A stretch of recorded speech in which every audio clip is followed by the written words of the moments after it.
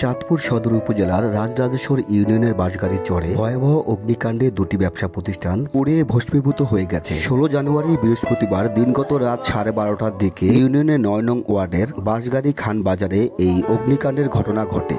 এতে দুটি ব্যবসা প্রতিষ্ঠানের সমস্ত মালামাল পুড়ে ছাই হয়ে যায়। খবর পেয়ে গ্রামবাসী এবং বাজারের ব্যবসায়ীরা দ্রুত ছুটে এসে আগুন নিয়ন্ত্রণে আনায় বাজারের 15 থেকে 20টি দোকান আগুন থেকে রক্ষা পায়।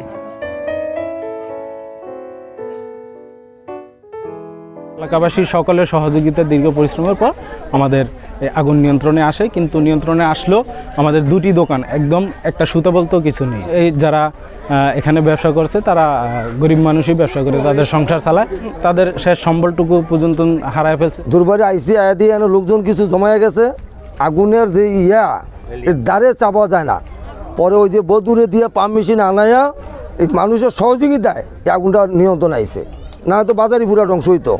আমি দোকান বন্ধ করছি প্রায় 10:30টার দিকে, পরে রাত 12টা বা 12:30টার দিকে এক লোকে ফোন দেয় আমাকে, আমি শুনতে পাই যে আমার দোকানে আগুন লাগিয়ে গেছে। পরে আমি দৌড়াদৌড়ি করে আসে দেখে আমার একমাত্র সম্পদ সব শেষ হয়ে গেছে। এই দোকানে প্রায় আপনার 10 থেকে 12 লক্ষ টাকার মাল ছিল।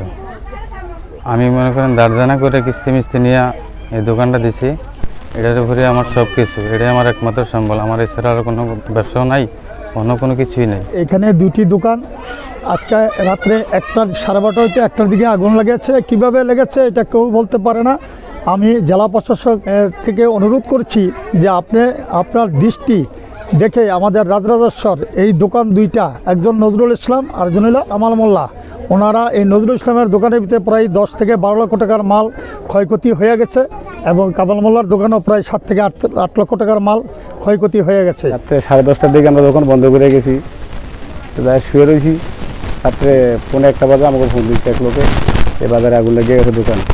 দৌড়ে আইছি, সবাই পানি মেশিন দিয়া কত লোক বালতি দিয়ে পানি টেনে দিয়ে আর কি নিবেছি।